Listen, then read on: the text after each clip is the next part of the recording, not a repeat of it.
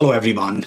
In this video, we are talking about the top 10 supply chain business network platforms for 2025. So let's dive right in.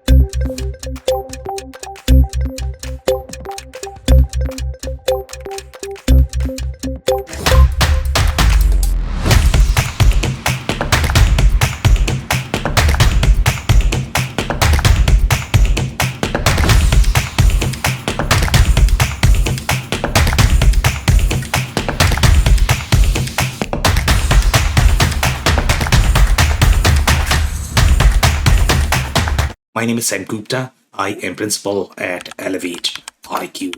Elevate IQ is the independent, vendor agnostic technology advisory firm. We help our clients with digital transformation strategy, any sort of technology selection, as well as change management. On that note, let's go back to today's topic, which is the top 10 supply chain business network platforms in 2020. To give you a sense of what are these business network platforms, for the most part, they are going to be one of the pillars of any of the supply chain suites that you are going to see in the market. In terms of the supply chain suites, you have three different pillars. Generally, they are going to contain the network analytics as well as some sort of execution component, which is going to be your WMS, TMS. And there are several other modules or the components as part of that suite as well. But for the most part, these are the now, the network is really important, especially when you talk about AI, because the network is also going to produce data. The recruiting, the onboarding of carriers as well as suppliers is going to be much easier. So, in this case, you are not only getting the technical platform, you are also getting the network of suppliers, the vendors that you might need to be able to conduct business. Sometimes these networks are used underneath in a platform. Most of them are going to have some sort of partnerships with the majority of the supply chain platforms or the suites that we have in the market. But if you want to use them for your own supply chain control tower planning, you can get them through these vendors. So some more points as we are going to touch on each of the vendors as well as the systems. So how these platforms differ is some of them are going to have extremely limited capabilities with respect to the kind of ports that they are going to support as well as the geographies that they are able to support. Some of them are primarily slightly more document collaboration centric network, but now they have the network, so they are exposing that not only for the recruitment but also from the analytics perspective. So we have some of those vendors as well. Again, we'll be discussing as we touch on each of the network that we have as part of this quadrant list. One more point to note is there are some networks that are going to be primarily the transportation or the logistics focused. But in this case, we are covering the whole suite, which is going to be your the vendor supplier, the value chain, as well as the transportation. So this is sort of the combined suite. There are some suites that are going to be more from the carrier perspective. Different quad list for that. It is called real-time transportation visibility platform. In this case, you are getting visibility into the entire supply chain. All of the vendors are included here, including your carrier as well as the logistics vendor. To compile this list, we have used several variables. So that is your product share acquisition strategy if that is focused on the supply chain business net platforms that they generally rank higher on this list. Then we look at product roadmap, community, ecosystem, win rate, technology strategy, as well as the investors. So these are some of the variables. So now let's look at the list.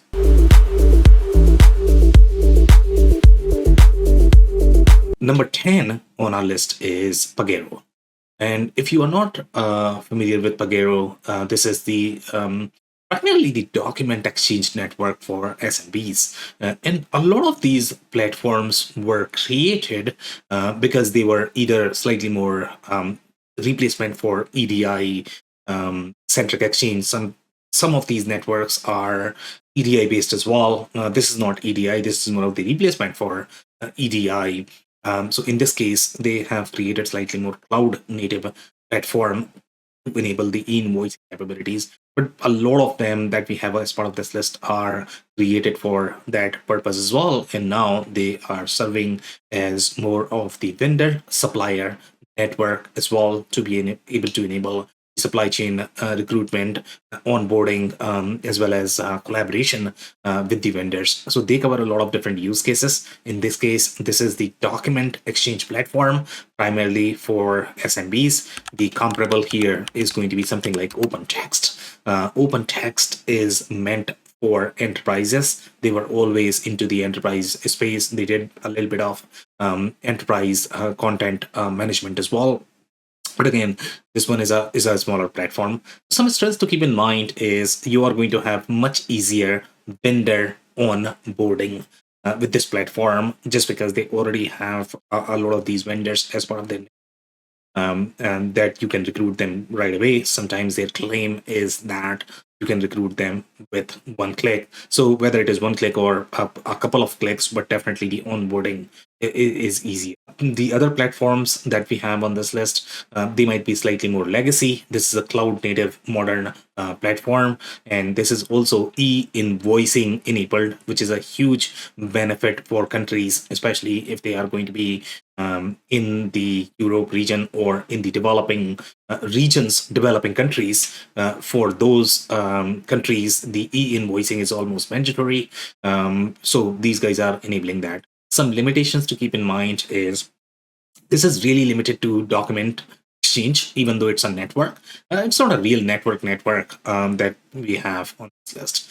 And then they are going to have extremely limited suite capabilities from the supply chain perspective. So if you're looking primarily for network, this might be okay. But if you're looking for complete suite and you want to figure out how each of the supply chain pillar is going to work in your architecture, then you might want to look at some other platforms. And again, it's not a real supply chain business network, even though they have a network, but again, it's not real supply chain business network. That said, it's a great platform, and that's number 10.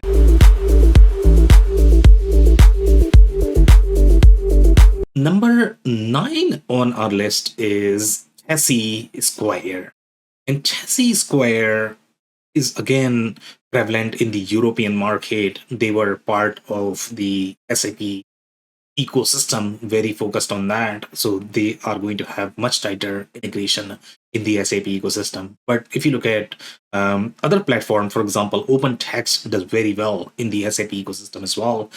For the most part, they are enterprise platforms, so they are going to have capabilities for SAP, Oracle, etc. So even Tessy Square, they are very tightly coupled with SAP. Some unique scenarios that they are able to accommodate it. For example, when you look at the plain document exchange, e-invoices, etc., that is slightly easier. But when you look at sending things such as drawing, now sending drawing is much heavier lift in general.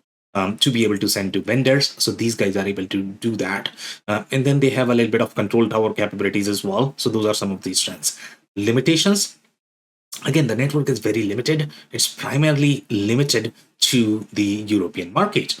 And because of the limited network, you are going to get a little biased analytics. You are not necessarily going to get the complete picture from the analytics perspective.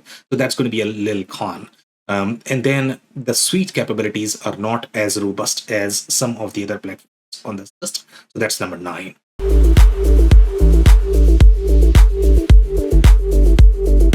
Number 8 on our list is Alamica.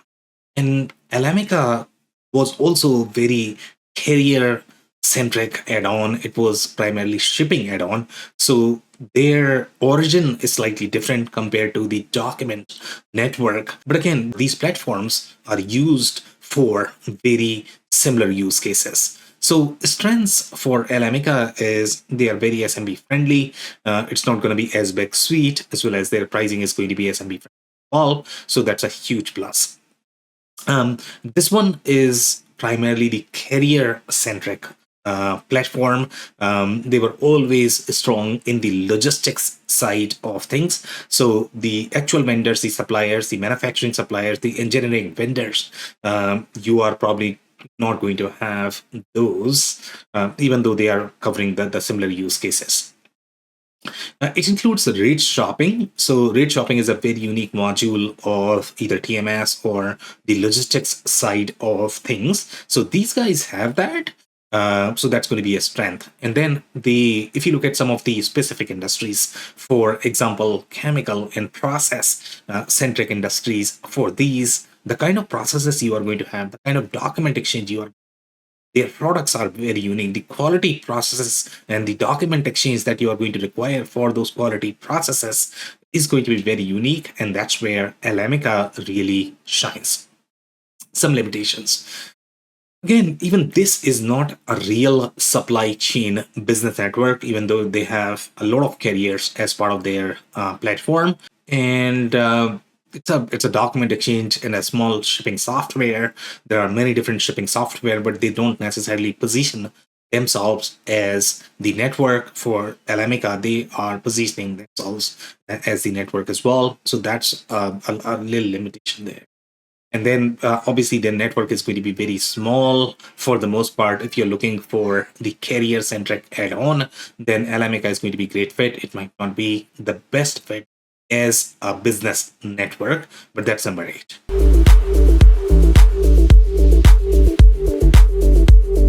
Number 7 on our list is TrueCommerce.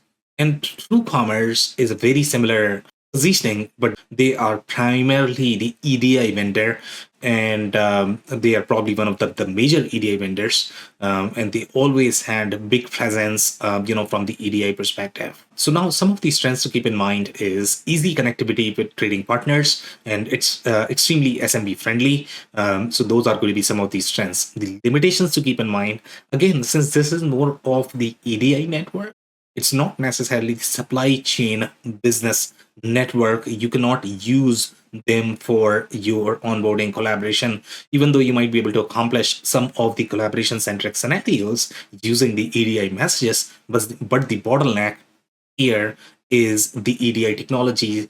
Whatever messages are going to be supported as part of EDI, you are going to have those, but anything over that is probably going to be a challenge with this platform. They are very strong, from the automotive perspective, but that's also a limitation because their network is limited to automotive centric supplier.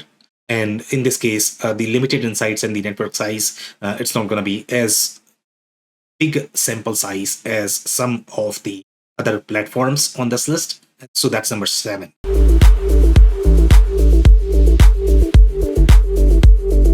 Number 6 on our list is Openext. And Openext is a very enterprise grade platform.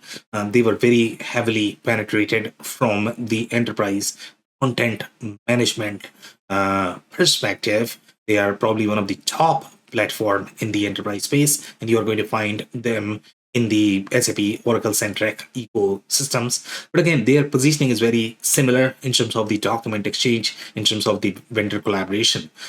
So here, the strengths that you are looking at is the best-of-breed content management platform for enterprise workloads.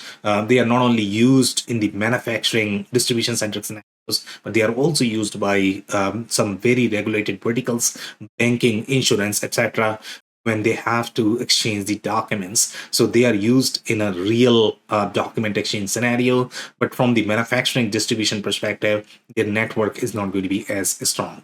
So this is a business network for the trading partner collaboration. Again, it's a very similar positioning as any other ones that we have reviewed so far. It's just that these guys are going to be slightly more enterprise focused. Their vendor network is going to be probably much larger. It is probably not friendly for SMBs because of the price tag, because of the complexity of the platform that you are going to get. And then it's also going to be expensive. So that's number 6.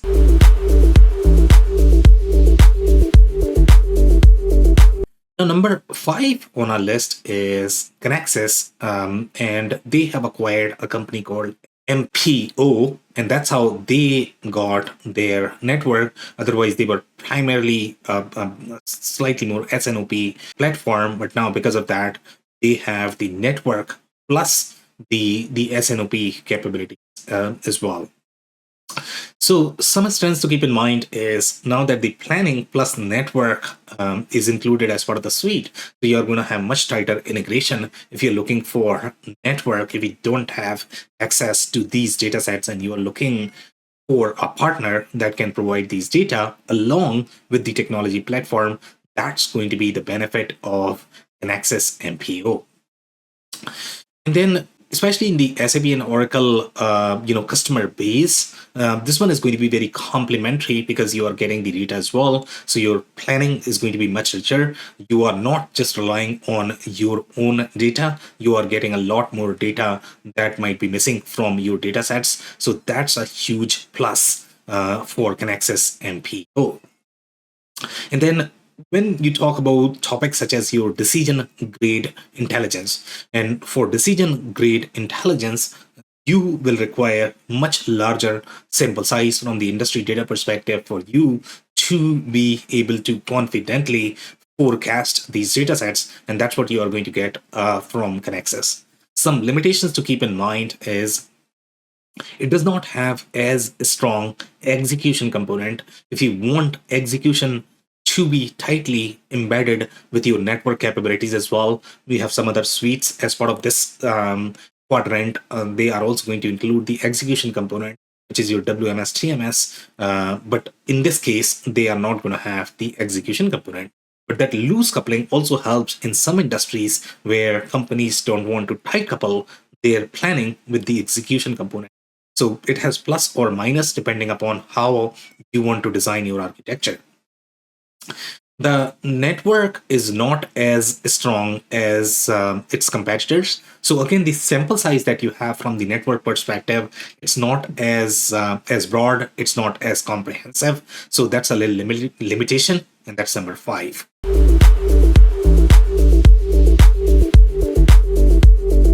Number 4 on our list is SupplyOn. And SupplyOn is also very procurement and supplier collaboration focused vendor. Even though SupplyOn is much bigger than some of the vendors that we have covered so far, but it's not as big as, for example, let's say if you look at Blue Yonder or E2Open or Infor Nexus, they are going to have much bigger sample size. So in terms of the sample size, if you look at SupplyOn, then they are going to have roughly 140 companies from 100 countries. And these are the countries or the companies that are providing data to SupplyOn for them to be able to create the comprehensive data that they are able to publish to their customers.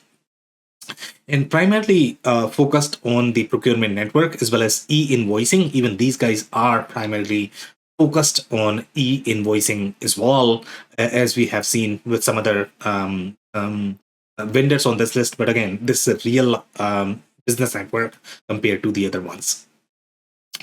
Some limitations to keep in mind is it's not SMB friendly. It's going to be slightly more expensive. The planning is going to be weaker, as well as the execution capabilities are going to be weaker as well. It's not necessarily the SNOP platform. It does not have execution component as part of their suite.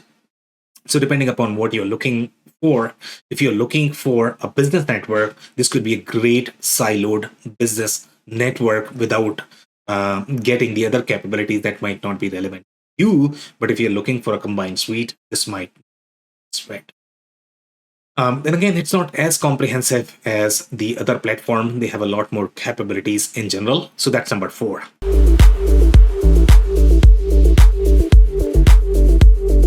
Number 3 on our list is Infor Nexus. And Infor Nexus is very strong from the supplier perspective, from the value chain perspective, among retailers and manufacturers. Those were core verticals for Infor Nexus, and it's used by large retailers as well as manufacturers. But for the most part, Infor Nexus is not as complete data set either. It's focused on visibility, but again, it's not as complete because of the limitations on their supplier base.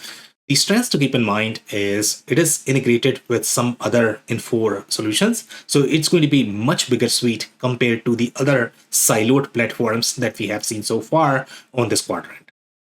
The planning integrated with a network similar to Kaxis.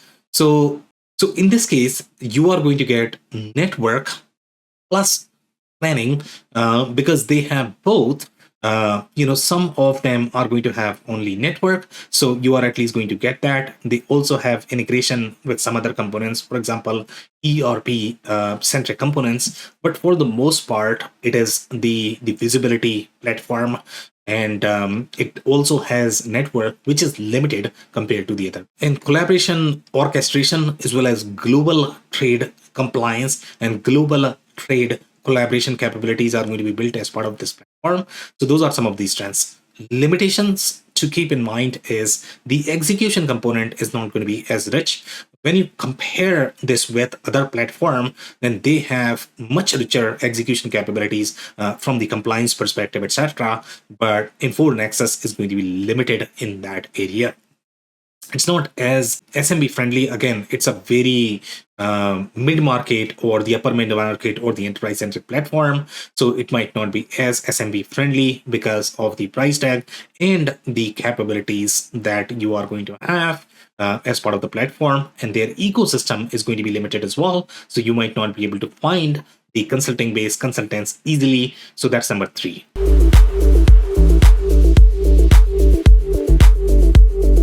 Number 2 on our list is Blue Yonder. And the reason why Blue Yonder is on this list is because they have acquired a company called One Network Enterprises. And One Network Enterprises was very strong in this whole multi-party collaboration, risk management, etc. So One Network Enterprises has a very strong network, but again, it's not as strong as something like E2 Open in terms of the sample size. But now they are with Blue Yonder, and Blue Yonder had partnerships with many other platforms on this list as well as outside of this list. So their entire network is going to be much stronger, but One Network Enterprise by itself is not as strong as the other networks that we have on this list. So again, this is probably the strongest overall from the industry-wide collaboration as well as the control tower capabilities. The strengths to keep in mind is it has more than 75 companies in the partner network, which means the 75 companies are emitting this data. When you compare this with SupplyOn and 140 companies, so the sample size is slightly smaller. The telematics enabled control tower. So overall, the data that these companies or the platforms are getting, it is coming from ELD centric initiatives. So everybody has their own sort of networks as well as collaboration, but in this case, they are getting from 75 companies. And again, they have the multi-party bomb tracking, which is the industry centric supply chain capabilities. So that's a huge plus.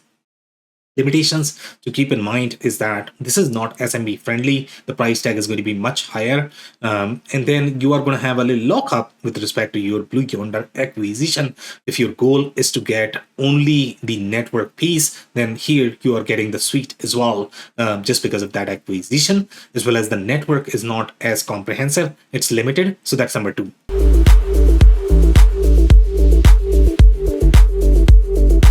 Number 1 on our list is E2 Open. And E2 Open is probably the most comprehensive platform, and their network is most comprehensive as well overall in terms of their presence with respect to different modes, different business models, different geos. So E2 Open is probably the most comprehensive platform. Some strengths to keep in mind is execution and network, they are part of the suite. So again, if you're looking for a standalone network, then this might not be the best fit. And then you have the cloud native UI as well. That's a huge plus for E2 Open. Limitations to keep in mind is it's expensive. Again, this is meant for enterprise, upper mid market companies, not necessarily SMB friendly. So those are some of the limitations, and that's number one. Now, if you enjoyed this video, we are going to include a detailed report, which is going to have much deeper insight. So you might want to check that. We publish these videos on a weekly basis. So if you have not checked our YouTube channel, you might want to do that and hit subscribe if you like. This podcast is also available in the audio form on major podcasting channels. On that note, thanks for tuning in. I'll see you in the next one.